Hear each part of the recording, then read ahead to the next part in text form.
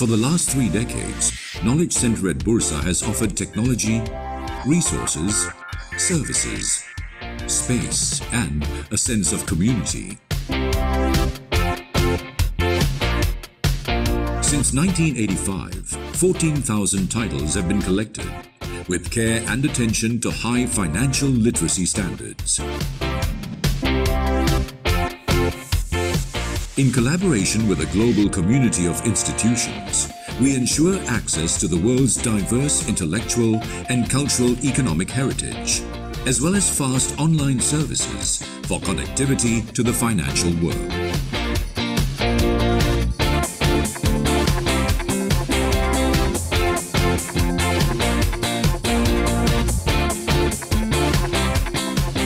Serving the Bursa Malaysia community and beyond, Knowledge Center at Bursa empowers you in your trading and investment analysis research.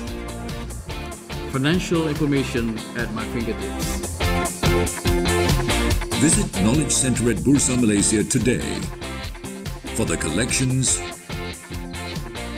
for the services, for the sense of community.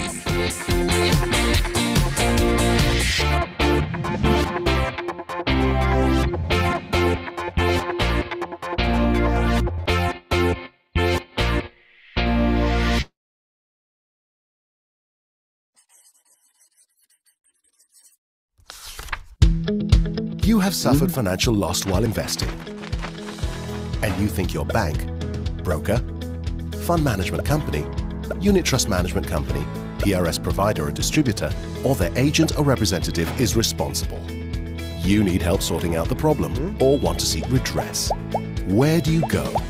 Sidrec is here to help you start the conversation and reach some resolution.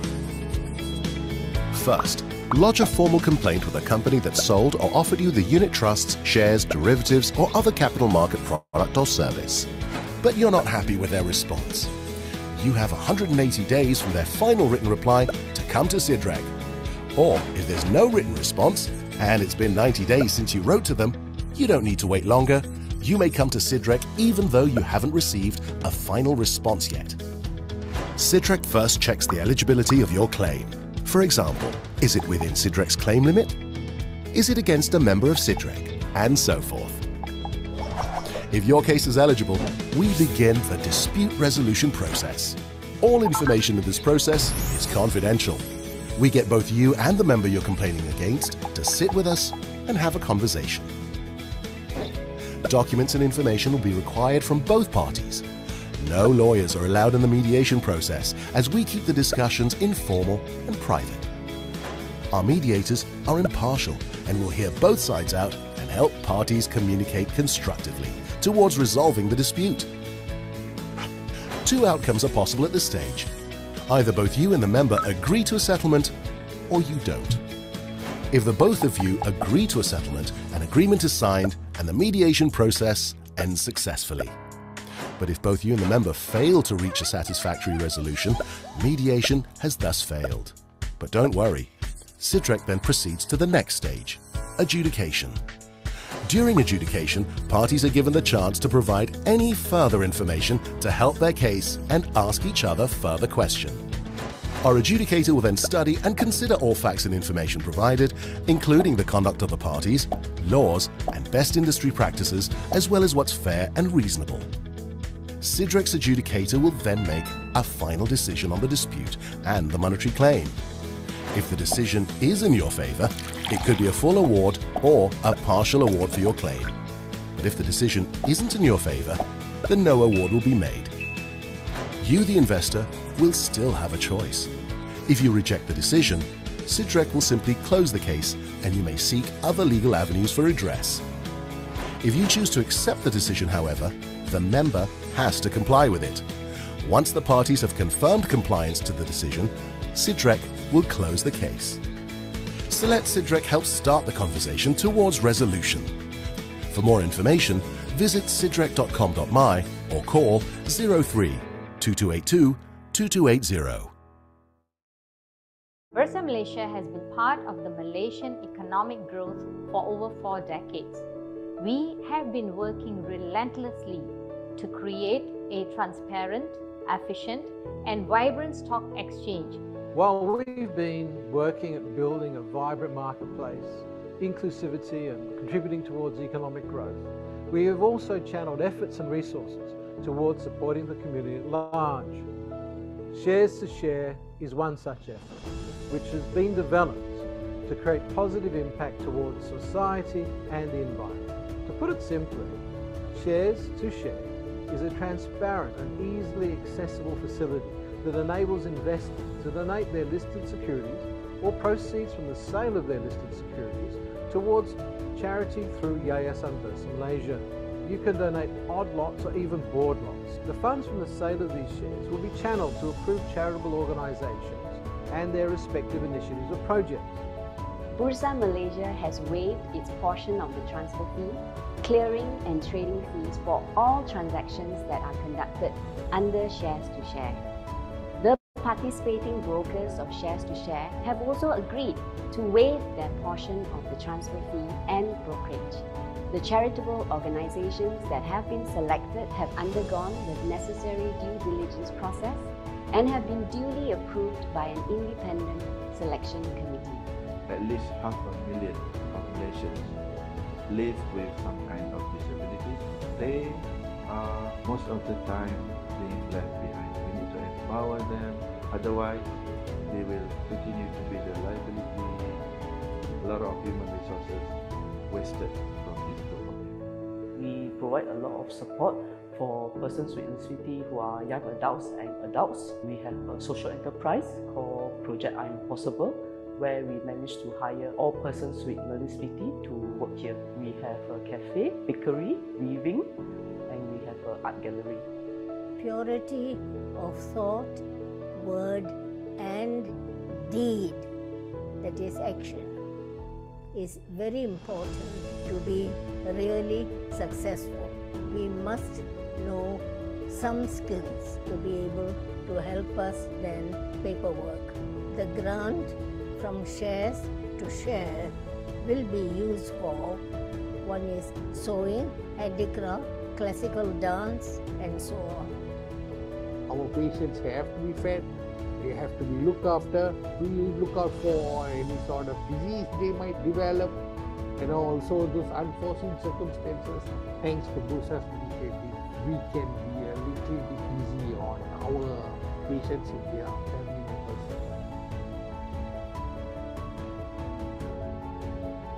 Donations will all be channeled to organizations that are involved in the sustainable development of Malaysia. The Shares to Share scheme offers you the chance to do so in a simple and effective way. Bursa's Shares to Share allows us to do good by donating our shares to charities. To join us in making a difference to the society by donating your listed shares.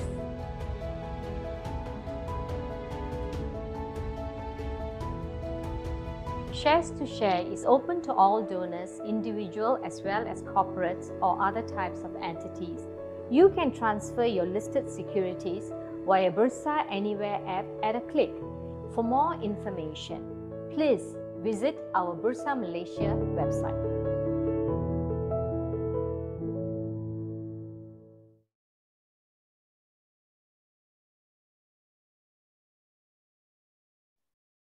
Hello everybody. Welcome to this webinar brought to you by Bursa Malaysia and managed by our company LifeChamp. Our webinar title today is the top 3 mindsets of a good investor. My name is Shen Chu. I'm the moderator for this webinar. Now, before we begin, as usual, disclaimer, whatever is shared in this webinar is only for educational purpose. In no way that I give any recommendation for you to buy or sell any listed securities that we mentioned here. If you decide to make any investment decisions, you're 100% responsible for all your investment risk. Now, allow me to introduce our speaker for today. He graduated with a bachelor degree in finance from Coventry University, United Kingdom. He is a licensed financial planner and a financial advisor representative from Bank Negara. He's the co-founder of EE Cameron, whereby they share contents to more than 1 million views He has more than 9 years of investment experience and trained more than 1,200 working adults to master the wealth growth strategy in 3 years. And he's also the founder of this strategy, Wealth Growth Strategy. He's none other than Mr. George Poh. So welcome, George, to this webinar. How are you, George? Hi, Shane. Good evening. Everyone. Good evening. Yes. All right, cool. So let me just hand over the session to you and stop sharing my screen. You may take over. Okay, thank you, Shane. Okay, all right. Can everyone see my screen with the slides? Yes, perfect. Great. Thank you, Shane, and good evening, everyone. So let me just do a simple. Jump straight into our learning outcomes today. All right. So I will just skip my introductions. Thank you, Shane, for introducing me today. Right. So coming today, just now we have mentioned today we are here to learn to know about the top 3 mindset of a good investor. So what are you gonna learn today, right? So basically, I will share with you the top 3 mindsets and the habits that most of the successful investors have. All right, you must be eagerly wanted to know what are the mindset that they have, that might potentially that we can learn from them and become a successful investor ourselves. Right now, secondly, I also identified the short-term trading mindset and the long-term investing mindset. I do the comparison between these two. Because of what? Because today we are going to learn about the investment mindset. And when we come to investment, often people will make mistake thinking that short-term trading is also an investment. But indeed, it is, because investment is a broad idea or the concept of what we are doing in the market, right?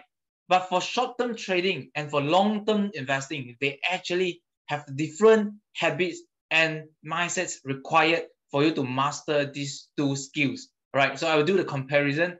And last but not least, I will share with you how to discover your money personality and the investing methods that suit you the best or not the better. All right. So with that being said, are you ready to learn? To learn about how these successful investor think and how they behave, right, to make them so successful, right? Are you ready? If you're ready, type in okay, and we are smooth, all right, and we are okay to move on to our next things, all right?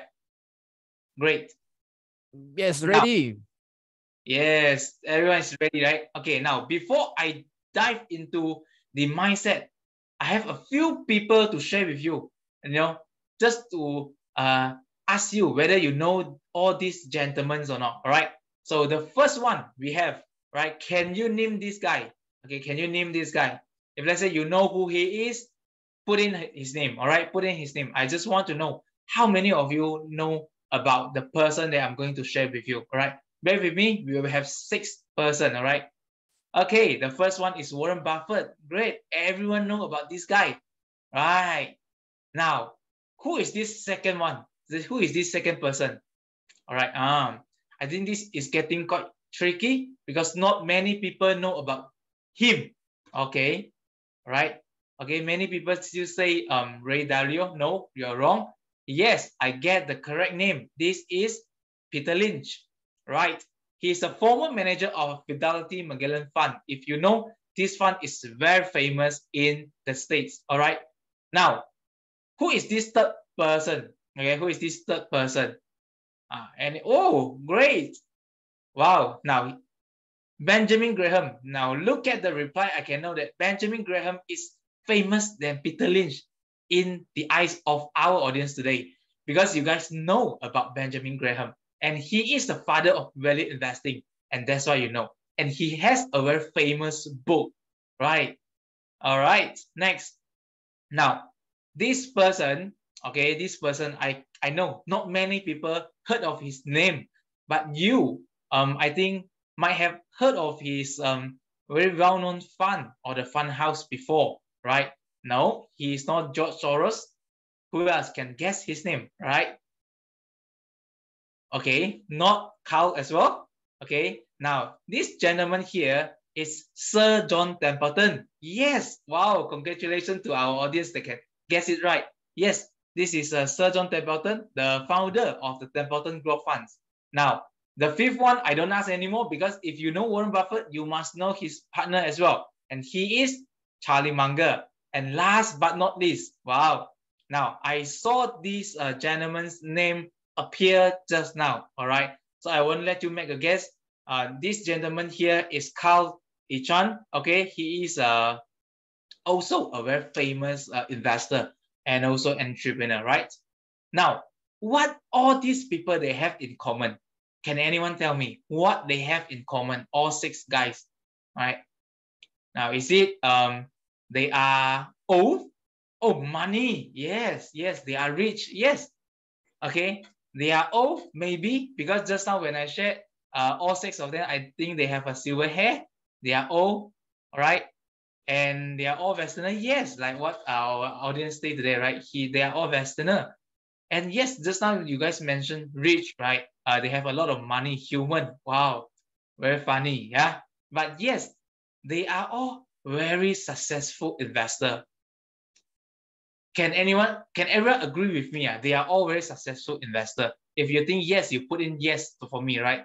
If you think they are very successful investor, you put in a yes, right? Okay, then I can get everyone is agree with me at this moment, all right? Now, if let's say you think they are a successful investor, then moving on, I will review with you what all these successful investors think and what mindset that they have in common. Now, are you eager to know about it or not? Come, okay? Now, I won't waste your time. Let us just move on to review the top 3 mindset of all these successful investors, right? Now, the first mindset that they have, is they always think long term. Okay, they always think for the long term. Now, when we say about investing, it is always a lifelong journey. Okay, I want to ask you some questions, right? When you invest, what is the end goal in your mind? Do you want to invest for your entire life, or you want to invest just for a year or 2? So that if let's say you profit enough, then you just stay away from investment. I bet not many people will do that, right? So everyone thinks that investing is actually a lifelong journey. You can do it if you master the skills. You can do it until you are old. Even until you retire, you still can do the investment. Am I right? So investing is actually a lifelong journey. And this is what all the successful investors think about it as well. Now, for this successful investor, for them, investing is also not a get-rich-quick scheme. That's why they know, in order for our investment portfolio to grow to a good or grow to a certain amount that we desire, right? It takes times. So times, it's a long term. And investment is not a get-rich-quick scheme. That means we have to keep investing, for quite a period of time. And from there, we will see the capital growth of our entire investment portfolio. Am I right? Now, when we talk about long term, if let's say I ask you to keep investing using the same formula, using the same strategy for 10 years, for 20 years, you might get bored and you will start to find some short-term trading hobby, just to kill some boredom. Am I right? But for this successful investor, for them to think long-term, it requires our patience and also discipline, to know that our end goals and what are the strategies that we have to always stick with. Now, this required a lot of our patience. Okay, so these are the mindsets that they have, right? What else? When you say about think long-term, right? They all focus on the fundamental of their investment. All right. You can name me some of the investment or the stocks or the companies that the investor that I mentioned just now that they invested in. All right. Often they will hold it for quite a period of time, if not a decade, 2 decades, even more. All right. This is what they do. Okay, because they focus on the fundamental of their investment. And if I ask you, right, are you focusing on the fundamental of your investment? Are you doing so? Okay. If you're not doing so, let's just reflect ourselves. Are we doing a long-term investment, or we are just merely following the trend, in the market? This is very important, right? Now, if let's say you are thinking long-term, then you are willing to hold them for the long-term as well. Now, even in the face of short-term market volatility. Am I right? We know that market is always full of fluctuations. Every investor think differently. We have a different sentimental element inside. And it makes the stock market volatile, and the price fluctuates every day. Now, if let's say you are a person who think for a long term, and all this short-term volatility will not affect your decisions, because we are focusing on the fundamental of our selections. Right. Now, this is what Warren Buffett said. The stock market is actually designed to transfer the money, from the active to the patient. Now, it means that if let's say you are a patient person and you always think for a long term, then stock market is actually very suitable for you, because they are designed to transfer the money from those who are actively engaged in the market to you who think long term. Right. Now, these are the theory, and this is the mindset, the first mindset that all the successful investors have. Now, you might not want to know how all these investors illustrate or demonstrate this mindset in their strategy or in their investment journey, right? So let me just say review. The first that they do, right, is buy and hold strategy. Am I right? Okay, let me give you a good example, right? Warren Buffett, everyone know, he bought Coca-Cola shares, listed on New York Stock Exchange in 1988 and hold until today. Come on, guys. 1988 until today. I'm not even born at that time. Am I right? And he is buying and holding that shares until today. Why? Because he thinks for a long term, and he knows that the fundamental of this company never change. So he still hold it until today. And what are the good, what are the benefits of holding the good companies? He get an annualized annual return of 10%. See, this is a very good return. Annualized annual return of 10% plus dividend income every year. It sounds good to everyone, do you? Okay. If it sounds good, put in yes, I also want it, right? Put in yes, Coca-Cola, good, right? Now, but I don't drink Coca-Cola. Yeah. All right. Now, other than buy and hold strategy, what are the things that they always do? Oh, somebody say 10% is too little. Now, if let's say you are using a compounding interest, 10% is actually amazing, because not many people in the market can deliver 10% per annum annual return. Am I right? Am I right? Now, what else they do? Okay, what else they do when they practice this mindset of thinking for long term? They ignore short-term noise. Now, like what I mentioned just now and what I shared about just now, right? Stock market, it always comes with daily market fluctuations. So if let's say you are believe in your long-term view on the stocks, you should not get swayed away by all these fluctuations, because it happens every day, right? When there are some news coming up in the market, it might have some different and contrary sentiments involved, and it causes our stock price to go up and go down. But this is all the short-term noise. In the long run, if the fundamental of the company is good, then the company surely will grow. Now, let me show you the example. Look at Coca-Cola in the orange line. It outrun the performance of S&P 500 total return in a span time of, I think this is about 25 years to 30 years time. All right. By looking at this, you know that if we are an investor who ignore the short-term noise and we hold our selections for a period of time, this might be the outcome that you will get and the reward that you will receive from doing this, practicing this mindset. All right. Now, let us move on to our second mindset that all these successful investors have. All right. Now, the first one is they think long term. In order for them to think for a long term, they are also practicing value investing. Now, bear in mind, when we talk about investment, there are few investment strategy in a market, right? We have income investment, growth stock investment, but value is the fundamental of it, right? So what all these what they do, right? What they do. These successful investors, they will buy assets or such as stocks, or the companies when they are undervalued, and they are always committed to the principle of value investing. So what they do, they always stick up for companies with strong fundamentals, with a better competitive advantage compared to their peers, and also a margin of safety in their stock price. This is very important, yeah? When we talk about margin of safety, it always correlated with undervalue, okay? And again, when we are practicing value investing, we will not get swayed away by the market hype or the price fluctuations in the short term. Now, why?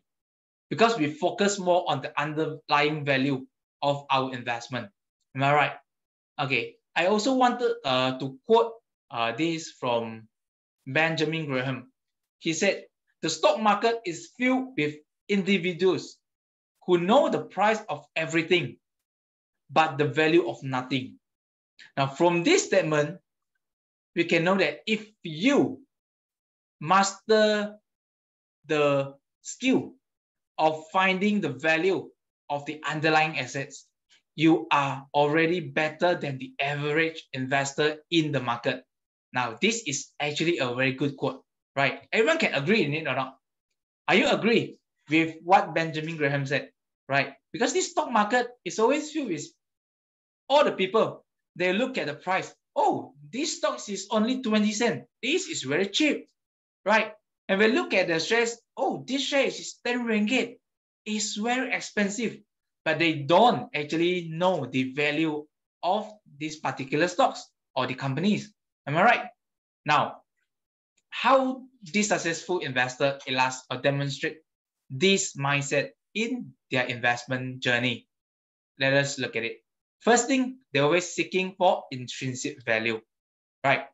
So they focus on determining the true value of the business or the company.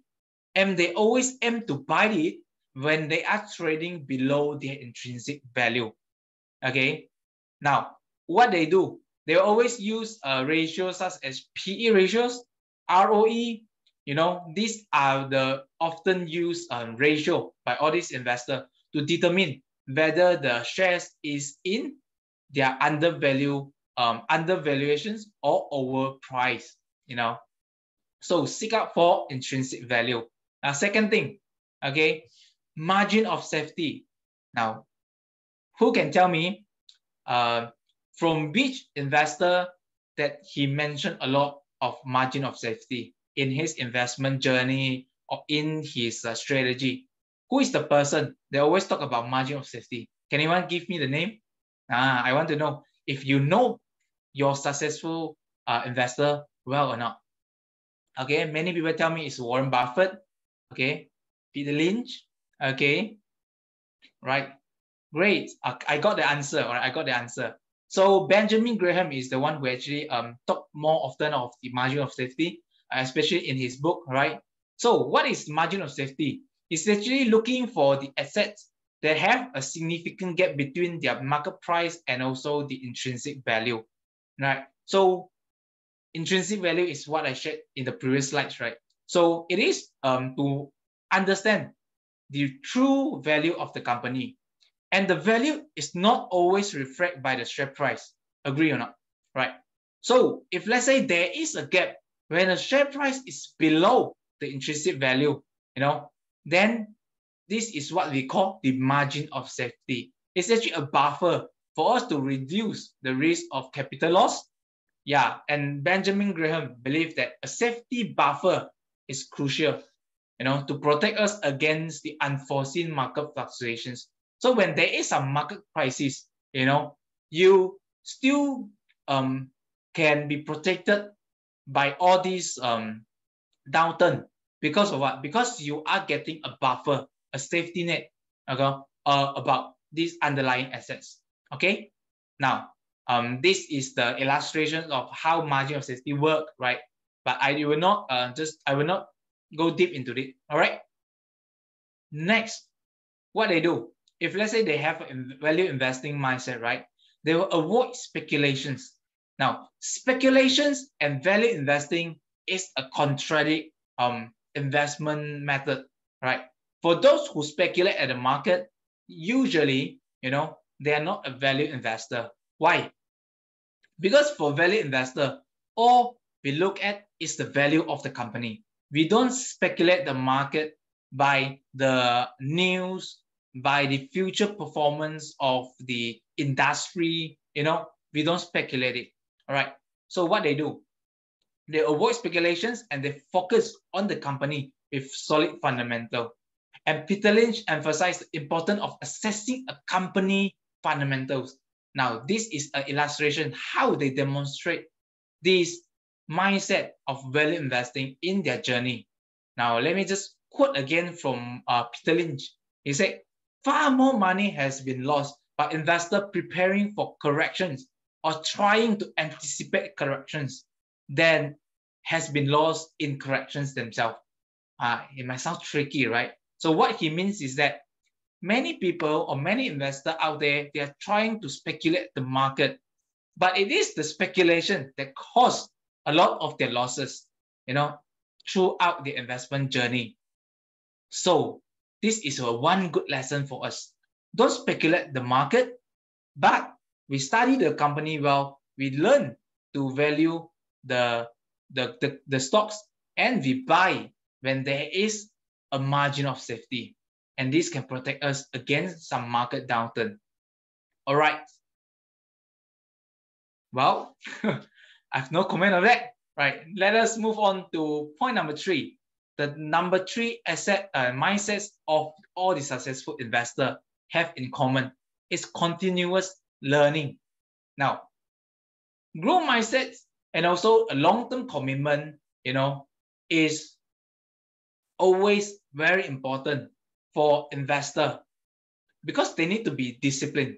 And in order for them to remain disciplined for many years, 20 years, 30 years, they need to continuous learning about the new trend in the market and the potential value emerge in which sectors or industry. They need to know.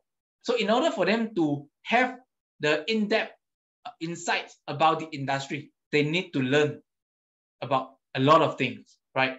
And financial markets is always a dynamic and constant evolving market. So we need to always read, study the market trend, and seek to deepen our understanding of investment strategies.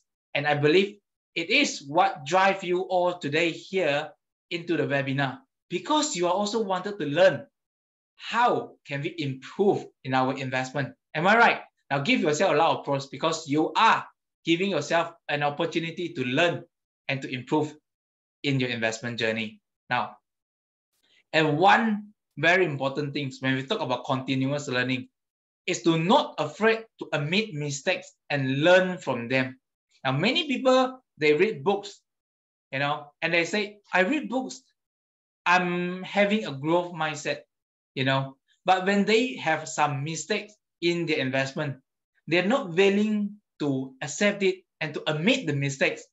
Rather on, they will say, no, this is not my fault. This is the fault. This is the market problem.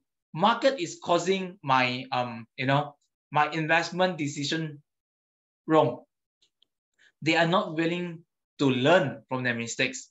Now, for us to become a successful investor, we need to always learn from our bad experience and turn it into the skills or the good, you know, points or the guidance when we are doing investment in future.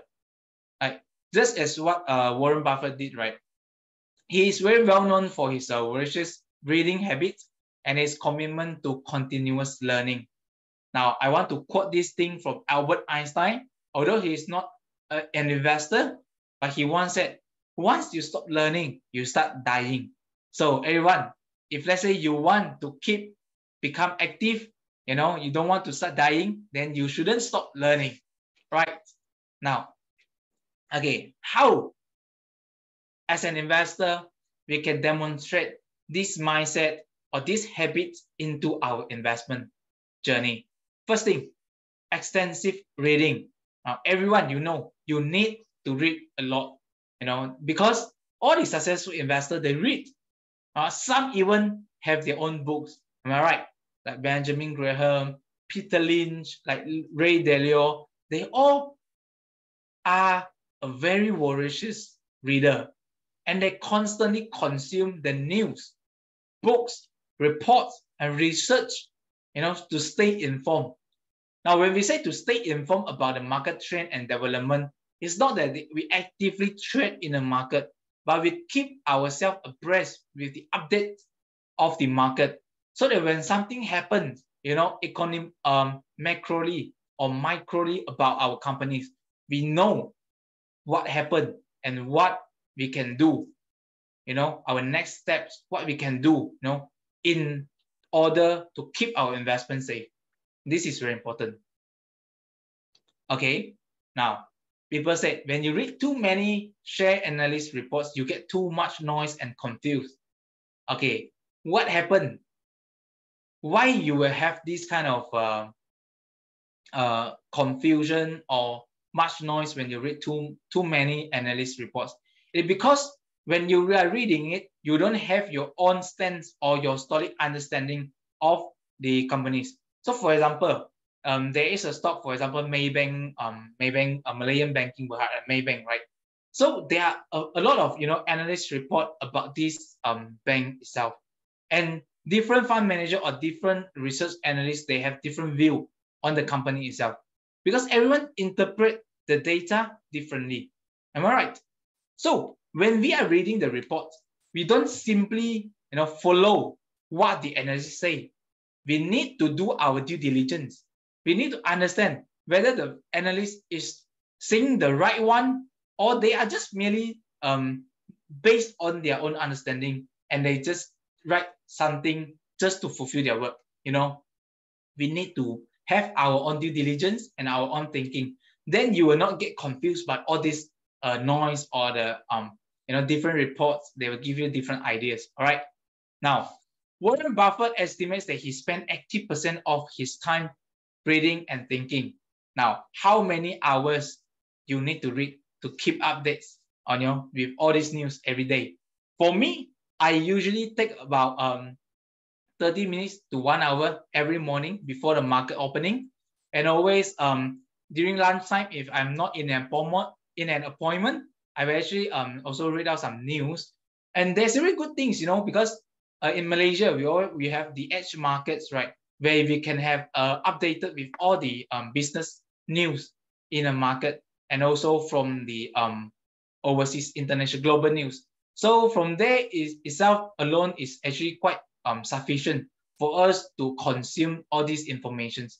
Now you just need to spend 30 minutes to 1 hour to read some news, and then you can know about, I think, 60 to 70% of what goes on in the world.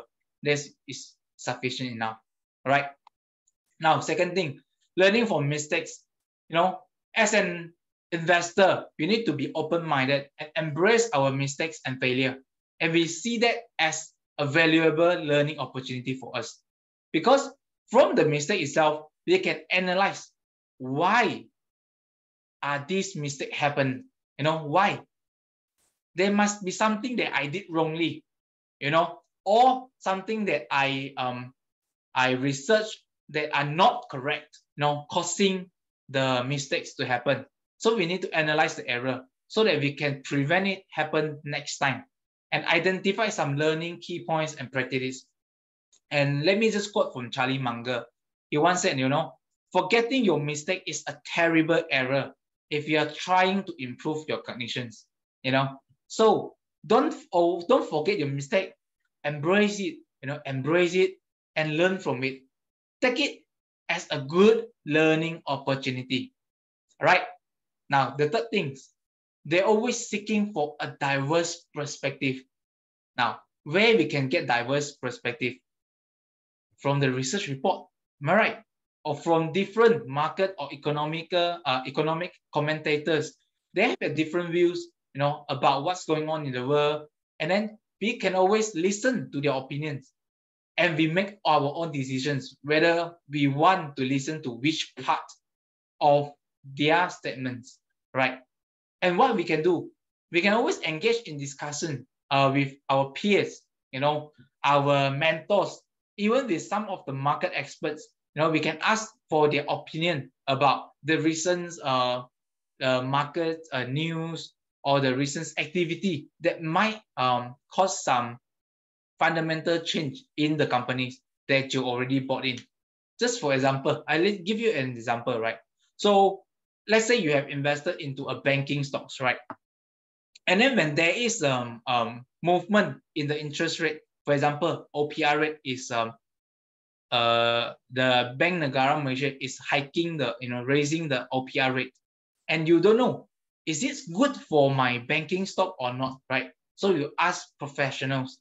Who you can ask? You can ask economists, right? You can ask them, hey, OPR rate is raising. It is good for the banking stock or not? All right. So if let's say you don't have this extensive network of expertise, right? Ask the research analyst. And where can you ask? You can always look at the report, right? And just to give you a tips, when you look at the research report published by all these fund houses, right? Or the broker, they will always put the email address of the research analyst. Just browse it and you will see. Most likely they will put in some details, the email, or I don't think they will put in the contact number, but they will put in the email address. So basically, you can raise your question via the email, okay? But whether they will reply you or not is the other story, right? At least you do your best. You ask them and you raise up your questions, right? Now, this is what Charlie Munger speak of his Warren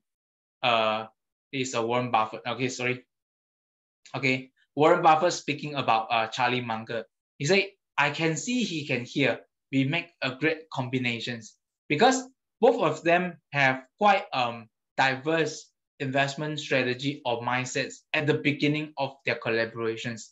And from there, they learn to, complement each other, and from there, they make a very successful combinations. And until today, Berkshire Hathaway is a very good investment company in the world, right?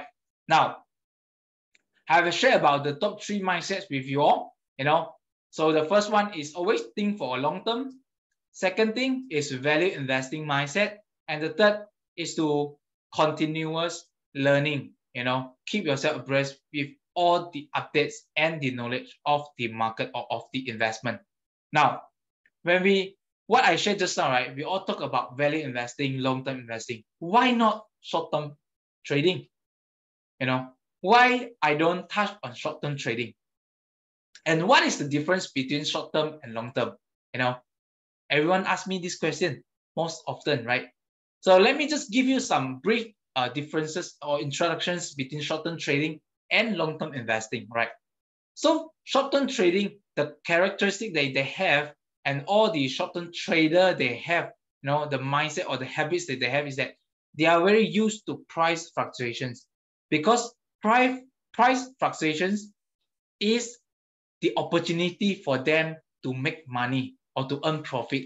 So they are very used to price fluctuations. And this is a very contradictory mindset we have as a value investor. Am I right? Because for us, we try to shy away from all these price fluctuations. But in the eye of a trader, fluctuations is the opportunity for them to make money.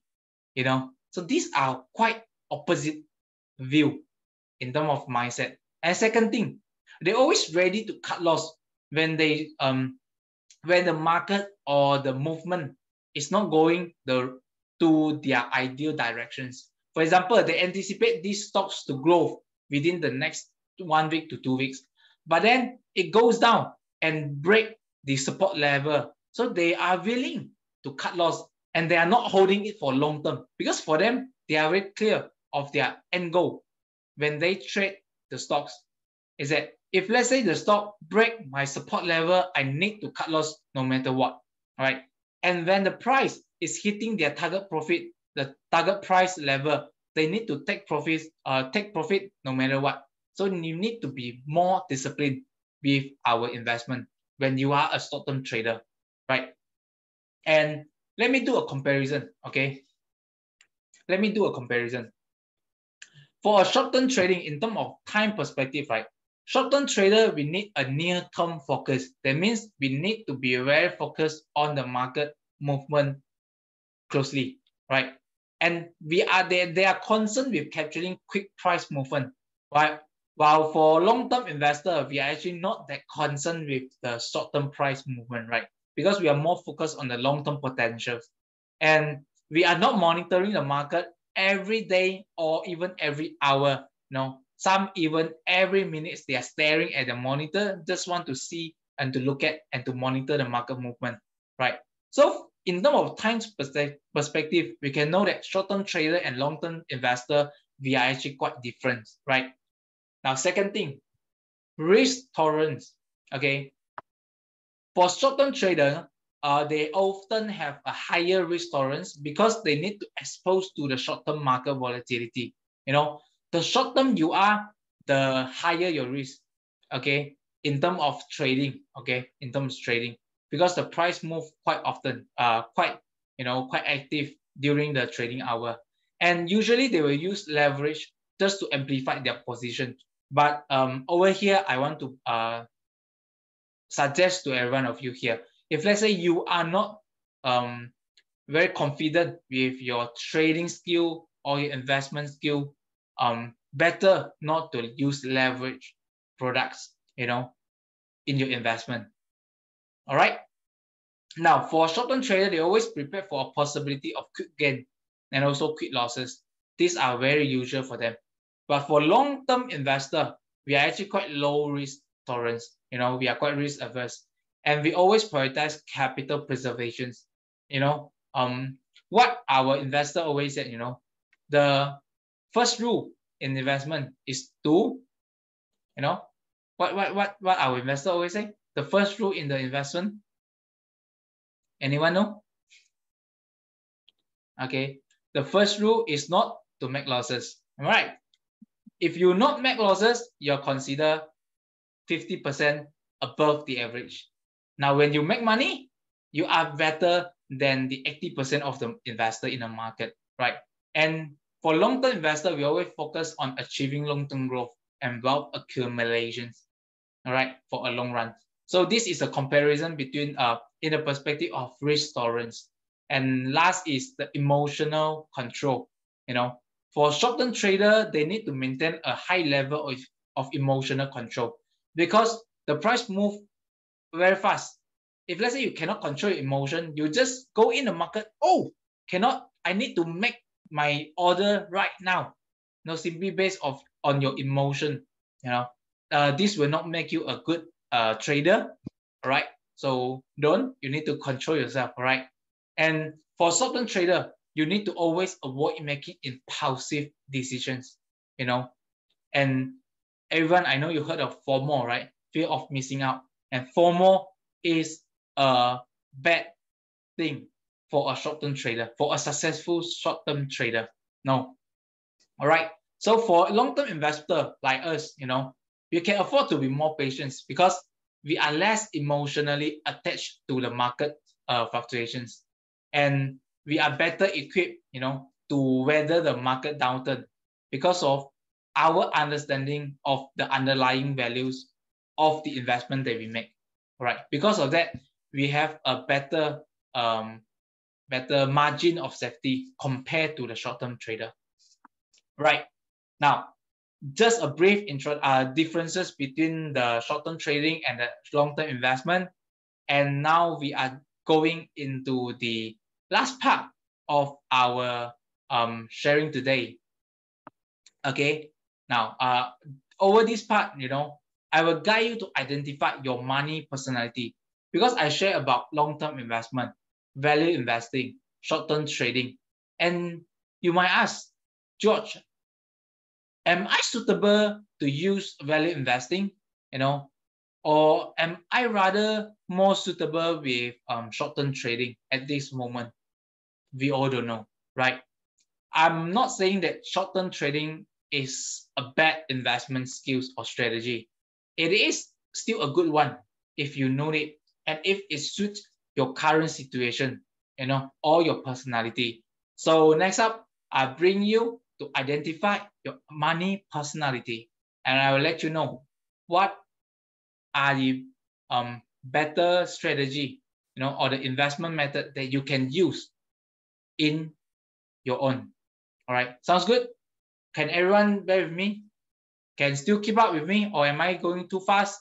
Okay, just let me know. Okay, I'm gonna drink a sip of water. Okay, just sip of water. All right. Now, everyone is okay, then I'll move on, right? Okay. Now, okay. So this money personality, okay, is actually based on this book from Secret of the Millionaire Mind. Okay. Now, how many of you have read this book before by T. Harv Eker? Now, put in the comment sections and let me know how many of you have read this book before. The Secret of the Millionaire Mind. Okay. Think rich to get rich. Okay. Now we have a few. You have read this book before, and the next thing I think you might already know about it, right? So there are actually 4 money personalities in overall. Okay, in overall there are 4 money personality. Okay, all right. Now I will just do some brief explanation of what each personality is, and let me know if let's say you are falling into the category, right? So the first one is saver. Okay, so as the name said, right, saver is a person who always like to save money. Now this person, if let's say he is earning 5,000 ringgit per month, they can save up to 3,000, 4,000. Any one of you can do this or not? Like if let's say you are a saver, you are the person who don't like to spend money, you always save money. So you just put in your comment section, let me know you are a saver. I want to see how many of you here today is a saver or a spender or avoider or money monk. I want to see the percentage of it, right? Yeah, someone say I'm stingy. Yes. Oh, many people say you're a saver. Now, there is a one personality that a saver always have, and it might not be a very good one, is that more people always think that a saver is person very kedekut, a person who are very, when they go out, when they want to buy something or when they want to eat something, right, they will look at the price first. Are you the type of person, who always look at the price first before you order food or you buy your shirts, your clothes, or buy anything? Are you the person? They always think that, oh no, this nasi lemak is 10 ringgit.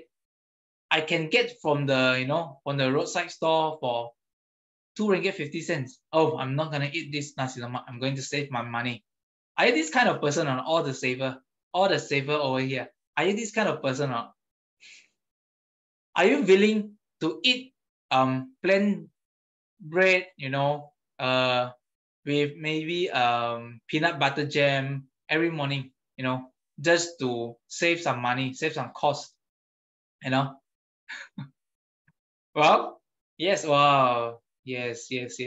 Sometimes, yes, thank you very much. So I can see most of you here are saver, right?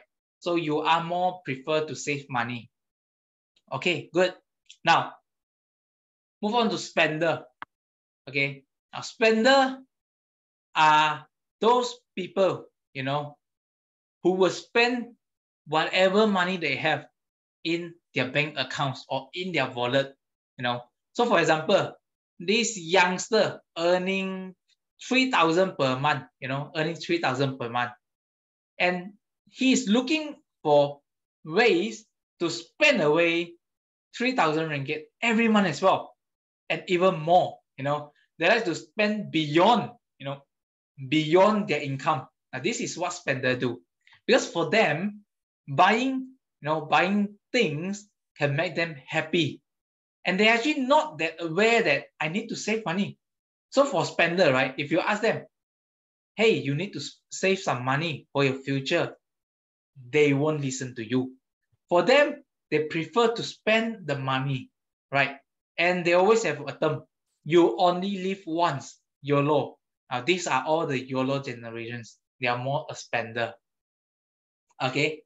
Now, some people say if M40 spender is spent in finance, product might gain revenue. Well, I'm not consider you investing in the finance, the stock markets or anything as a spender. So merely means that spender is only for those you're buying, buying unnecessary, non-necessity stuff. You're buying bags, you're buying luxury cars, you're buying, whatever things you're buying, just want to spend all your money. Now, these are all spender. If let's say you are a person, who save your money for investment, then you are not a spender, you are a saver indeed, right? Now, third personality is avoider, okay? Avoider. So, avoider, they have a personality that they will avoid whatever topic when it comes to finance or money. They will shy away. So when you ask them, hey, how much you are making? Are you saving money? Oh, they will shy away. Don't ask me about money. I try to avoid money matters. So these kind of people, right, when they are avoider, right, you will often see that their money will not grow much, because they don't actually care about it, because they wanted to shy away from it. They don't even want to look at how much money they have in their bank's account. And these are avoider. Now, why some people become avoider? Why some people become avoider? Because maybe in their, early childhood life, they have some money issue in their family, and that give them a bad, bad image of having money is an evil thing. Money is the root of ever. So I cannot have money. Now, these are the mindset of avoider, right? And money monk, you know what a monk, right? So money monk is those who are easy-go-lucky one, right? Like what our friends over here said. So money monk is the one easy-go-lucky one. They don't care. You give me money, yes, I'm very happy. If let's say you are going to cost me some money, I'm also okay with it. Right? These are the money monk. Now, have you all identified your money personality? Okay. If let's say you already identify what personality you are, put in a yes for me. Put in a yes, and I will show you what type of investment strategy or method that might suit you. Okay. If you already know, put in a yes. Okay. Put in a yes. Okay. Trader will become money monk.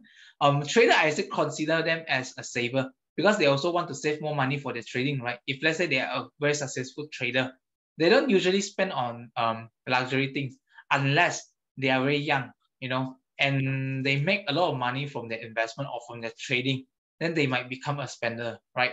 Now, okay, I can tell many people have already identified your money master, your money personality. Now let us move on, right?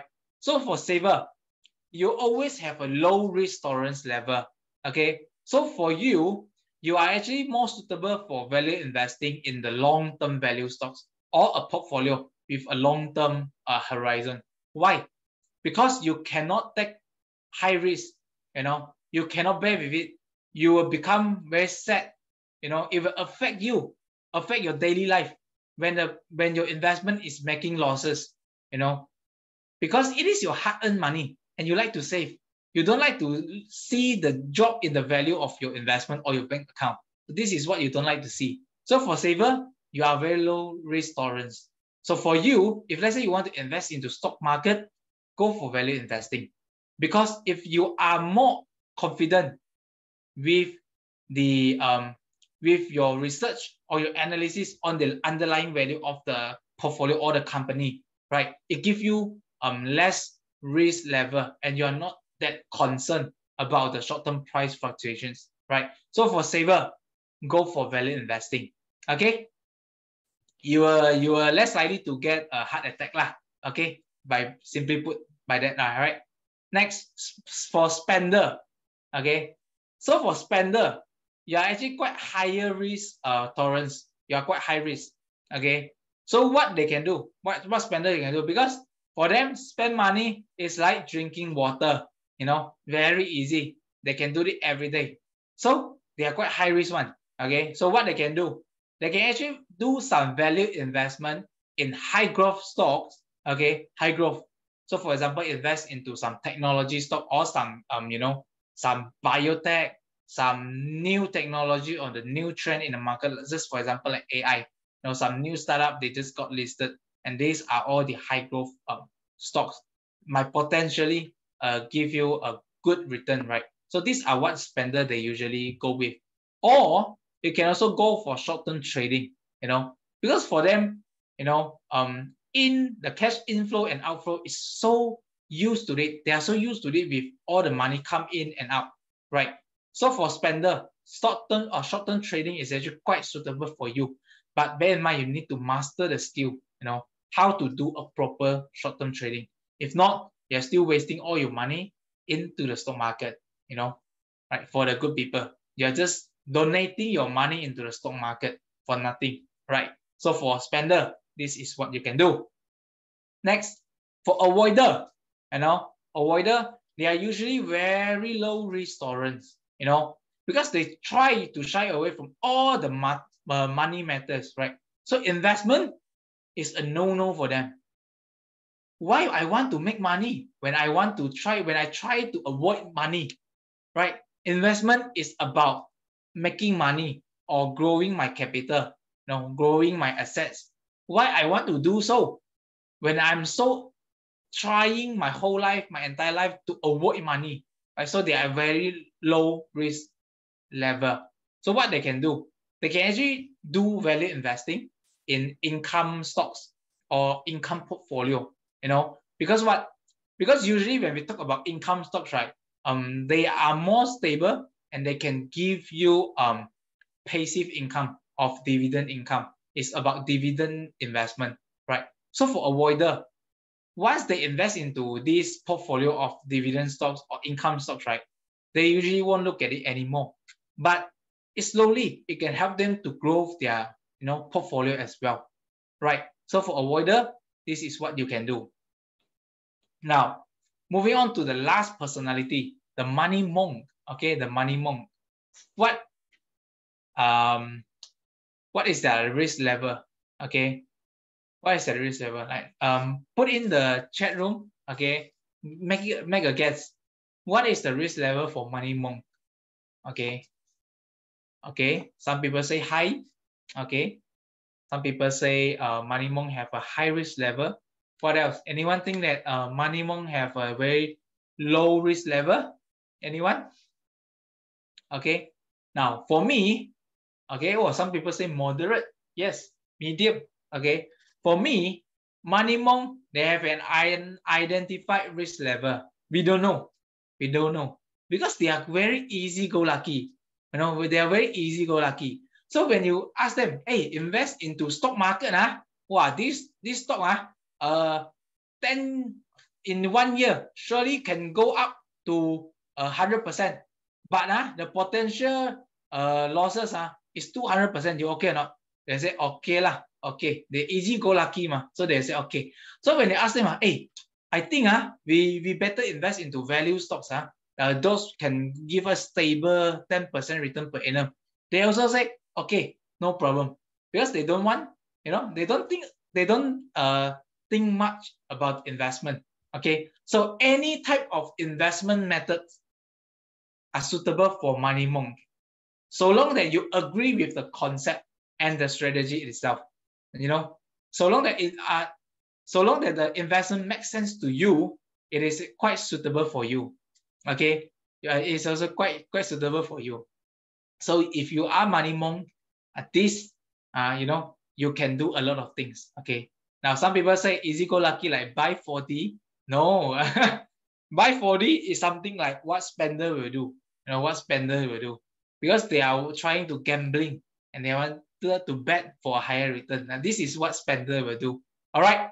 Now, I hope that you have identified your money personality and you know better now what are the investment methods that suit you better. All right. Now, let me just come into the summary in conclusions, what we have learned today. All right. So the first thing we have learned about the top 3 mindset of a successful or a good investor is to think long-term, value investing, and also continuous learning, right?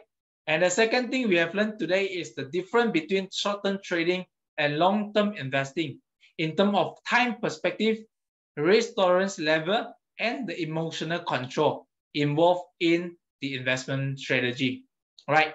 And last but not least, we have learned about the money personality of a saver, a spender, an avoider, and also the money monk. Now, before I end my sessions today here with every one of you, I want to help you refresh with what I have shared today, right?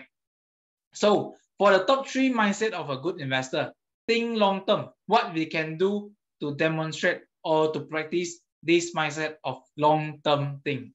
Long-term thinking. Give me write down what I've shared just now, right? What the successful investor they will do to illustrate this long-term thinking. Okay, can anyone still remember what I shared just now for a long-term thing? Okay, great. Buy and hold, ignoring short-term noise. That's good. That's good. Very good. Now, how about value investing? Okay, how about value investing? What I have shared just now, what we can do, to practice value investing in our investment. Okay, intrinsic value, yes. What else? Intrinsic value, very important, right? One more, that has been mentioned by Benjamin Graham in his book. Yes, great.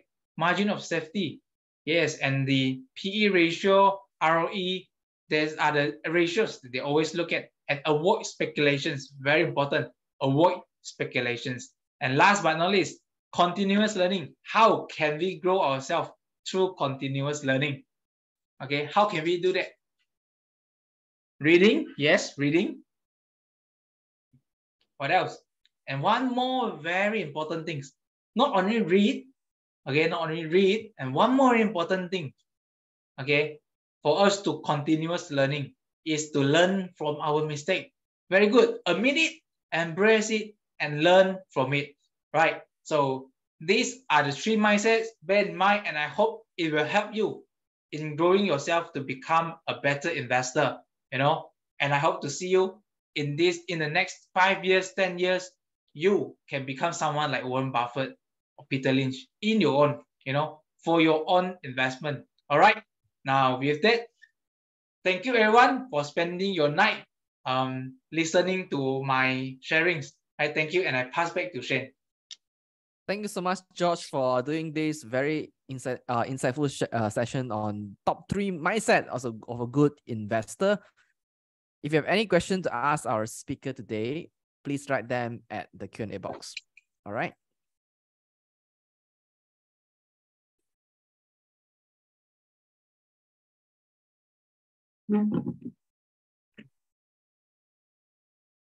Okay, we have entered into the Q&A session. If any question to ask George, you may write them at the Q&A box. All right. Shane, I can see there is a question in the comments and in the chat. Okay, yeah, the question is, can a 1,000 startup fund become millions ringgit?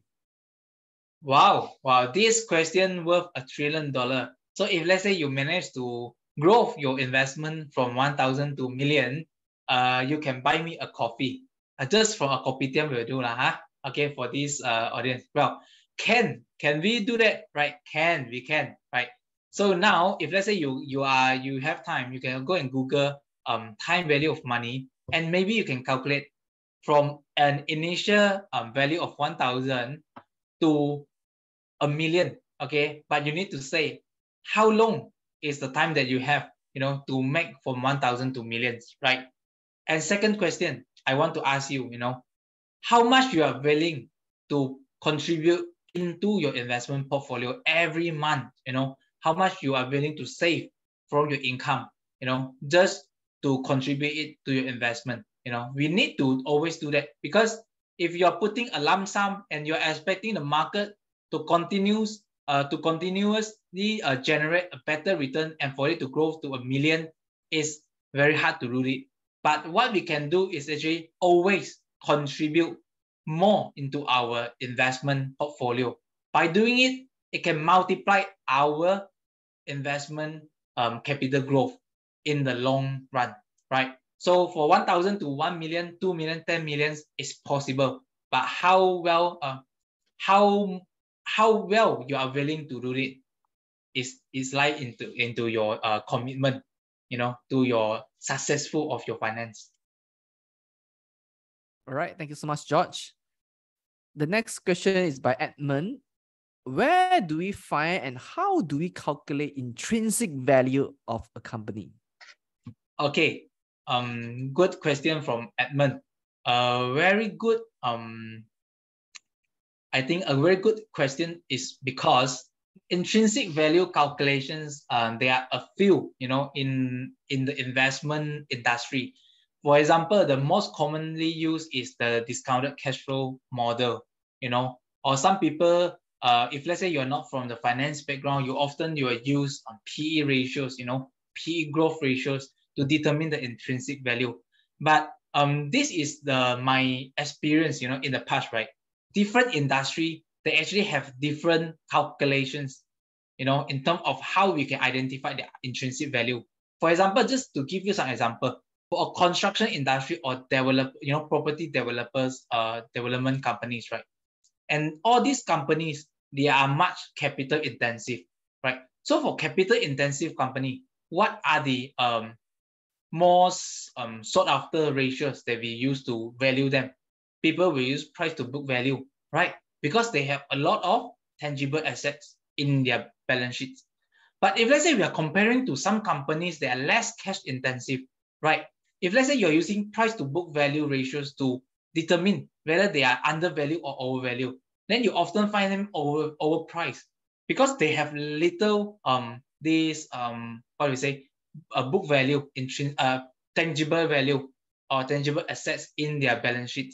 Then from there, you cannot use the same method to value them. So to answer your question, right, we need to know what are the formula or the valuation method suit for different industry. So how can we do that, right? To give you a more easy way to find out, always read the research report. You know, from the research analyst, you know what are the methods that they use to determine the valuation of the certain company in the industry. So for example, if let's say we are valuing a conglomerate, you know, so they have different type of business segments in their portfolio, you know. So under this part, you can often see in the research report, the valuation that most of the research analysts, right, or the fund manager, they will use is sum of part valuation. Okay, so these are the ways that they often use. So easy for you to go and look at the research report, find out what the professional are using, and then you use the same method, and you come back, you do your own research and the analysis, and you try to find, is the intrinsic value that you find using the same formula similar to what the research analyst calculated. Then from there you will learn. All right, I hope I answer your question, Edmund. All right, thank you so much, George. The next question by Zhu Ho. Do you have any suggestions on how do we learn to read the company to invest? How do we identify good company to invest? Wow, this is another trillion dollar question. Well, for us to actually find where is the good companies, right? The first thing, it depends whether there are two methods, right? So one is bottom up, you know, from the bottom to the top, and the second is the top bottom method.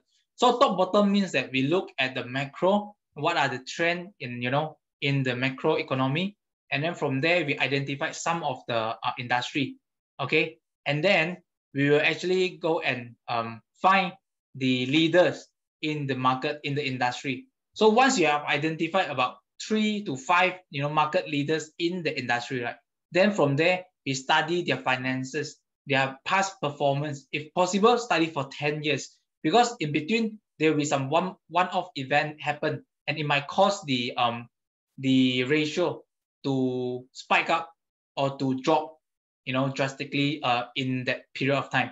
So we need to look at 10 years performance history, and from there we've also calculate their finances ratios and use the valuation to value whether they are undervalued at the moment. Okay, these are the top bottom method. Now from top bottom down, you up, mean? okay, top bottom down, yes. Sorry? Top down. Top down, yes. You see, good. Top down and bottom up. Thank you very much. So for bottom up, right, we do opposite way. So we study the company one by one. So depends which way you wanted to do. All right. All right. I think bottom up is mainly used in value investing. Top down is mainly used in growth investing. That's where you can get stocks that are in high growth area. Right. I think for some of you who ask question, right, can you please write your question in full sentences and write in the Q&A box? Because if you write in a broken sentence, we can't understand what you're trying to ask. All right. So write them in full sentences so we can understand correctly. All right.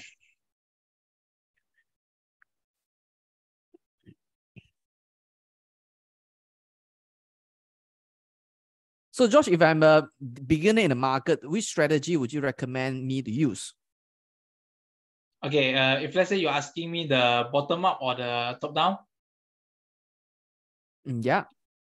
Okay, so if let's say you are a beginner in the market, right, I often will tell the beginner to actually go for top down, because we need to always have the sensitivity. We need to develop the sensitivity of the market or the economy. So by using top down, right, we can actually learn to study the economic trend, happening all around the world, and the economy effect when some certain things happen. So top down will be a very good method, and it can help us to actually avoid the time consumed. When we use bottom up, right, we always look for companies, and then after we study, spend our time study, and then we find it, oh, this is not a company that is valuable for me to invest in. So it might cost you some time. So top down is a better one for a beginner. But let's say if you are a seasoned investor, right, then bottom up is good, because for you are very well known to all these market trend, market current happening, right? Then you can use bottom up because you are looking for value stocks. Yeah, so for beginner, yes, you use top down, my suggestions. All right, understand that. George, thanks for your advice. George, just now you talk about, as a informed investor, we must read extensively, right? Continuous learning is what you emphasize. So do you have any good materials or good books that you can recommend to us to read about investing? Well, if let's say you're asking me, you can always go to bookstore, look for books that are related to value investing. When they mention the name Warren Buffett, whatever books, you can always buy it, because for you need to know what is the investment strategy and the experience that Warren Buffett have, right? So book related to Warren Buffett, you can buy it and to study it. And also, if let's say you are quite well with all these finance terms, you can actually go with the book from Benjamin Graham, The Intelligent Investor. But it is quite a heavy book for you to digest.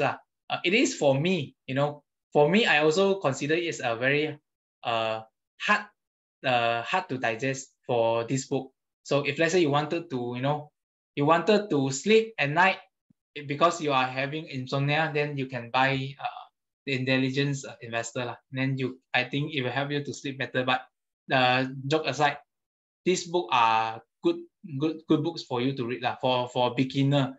And then other than that, you can actually go and buy some books. They are more focusing on certain industry. So for example, if let's say you are more interested to property markets, right, you can always go and buy books related to real estate investing, or REITs, so that you can know more about the industry or how the mechanism works, so you can go and study the outlook of the market in Malaysia or even internationally.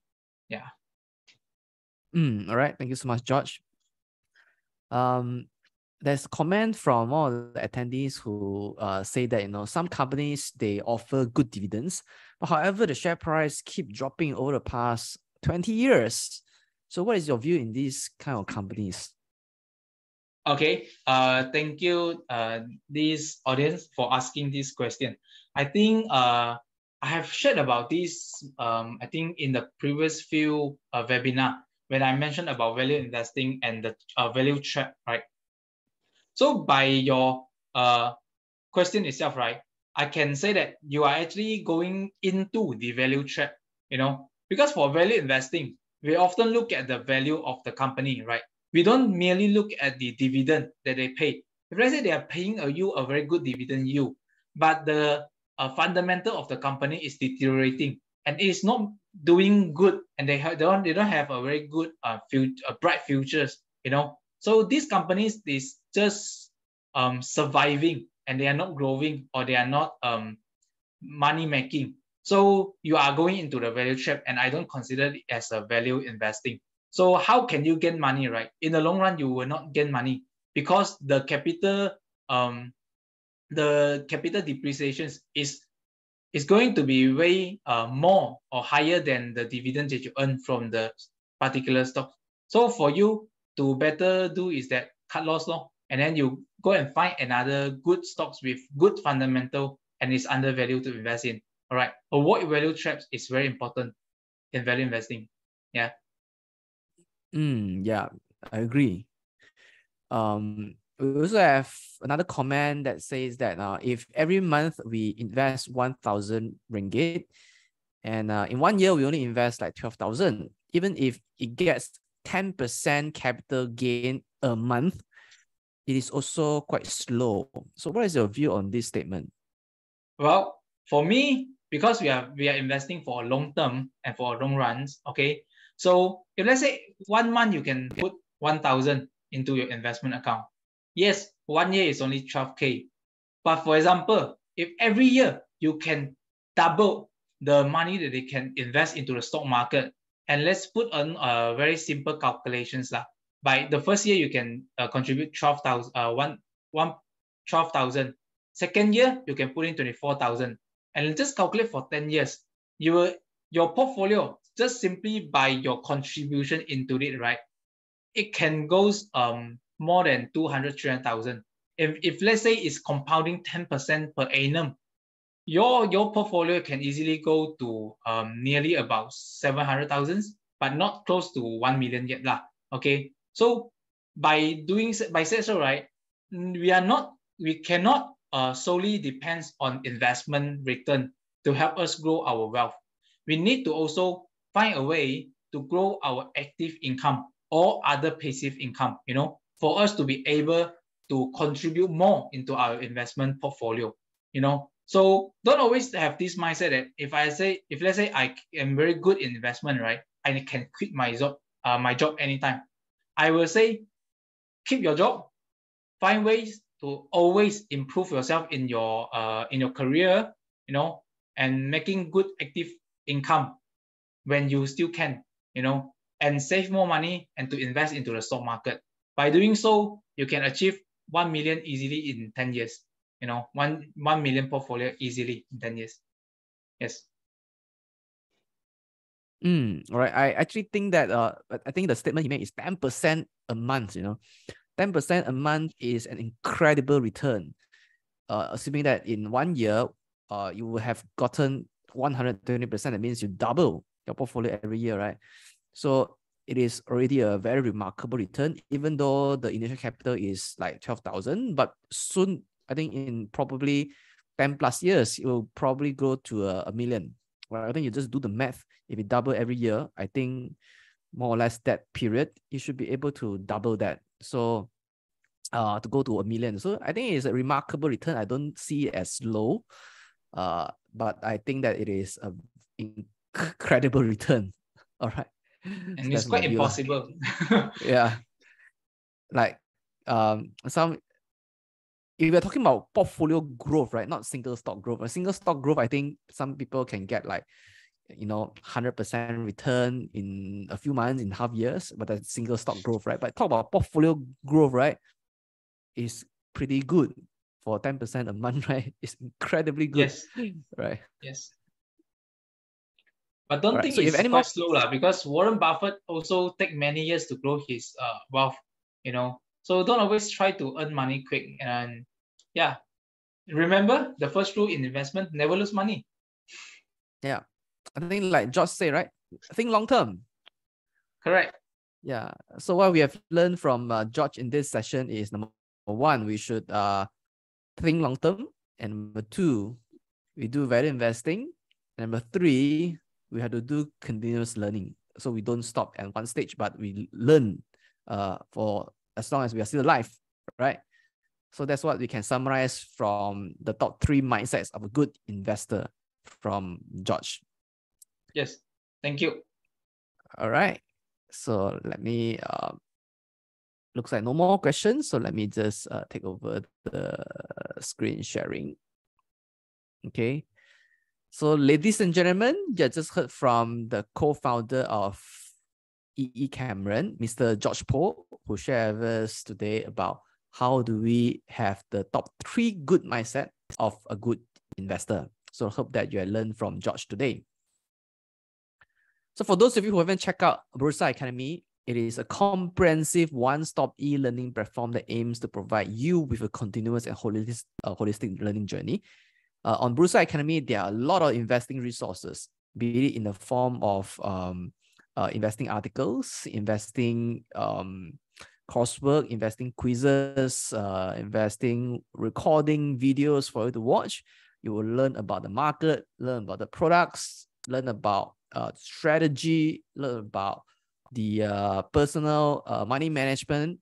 So there are a lot of information for you to learn about investing. Just head over to www.bursaacademy.bursamarketplace.com or scan the QR code to visit Bursa Academy. It is designed for you to equip you to become an informed investor.